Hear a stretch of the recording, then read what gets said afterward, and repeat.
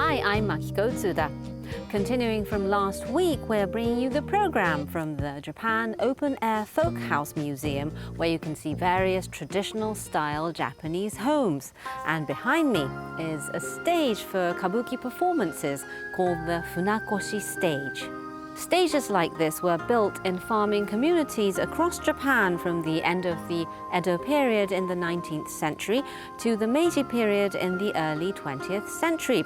And here they hold kabuki performances and also ningyo joruri puppet shows several times a year, much like those seen in rural areas long ago.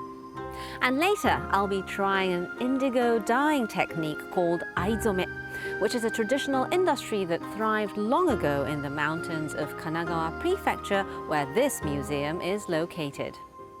Behind me is the museum's west entrance, which is also a workshop of traditional crafts. And apparently visitors can experience traditional Aizome indigo dyeing here, so let's head inside.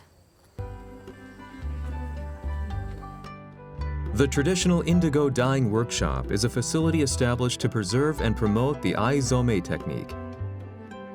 And visitors can casually experience this centuries-old craft. Nice to meet you. Nice to meet you too. First, you'll be dyeing patterns like this. And using the vats behind you to do that. The first process is called shibori, tying or folding the cloth to create the patterns. Various designs can be made depending on how the cloth is fastened and folded.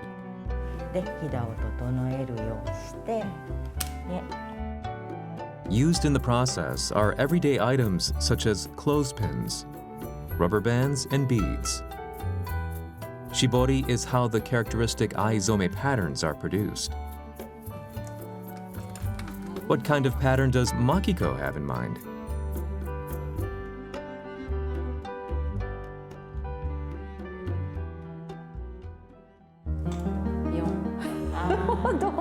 I'm not sure how it'll turn out, but I'm looking forward to it. Next, you'll be actually dyeing the cloth. Please wear gloves. The tied handkerchief will be dyed using this vat. It contains a dye made from a plant called tadeai.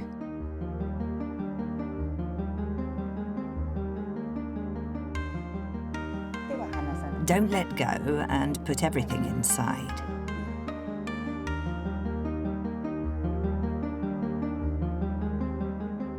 Make sure the cloth doesn't stick out from the surface. The color is much greener than I imagined. It's a green color, but when it mixes with the oxygen in the air, it turns into an indigo color. That's what's called Aizome. 3 minutes have passed after the cloth was soaked in the dye.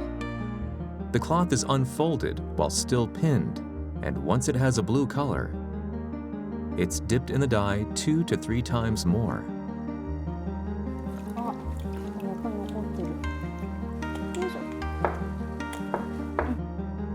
So, how did it turn out? Oh. So, this is how it came out. It isn't exactly what I expected, but it's an unexpected surprise. I think it turned out very nicely.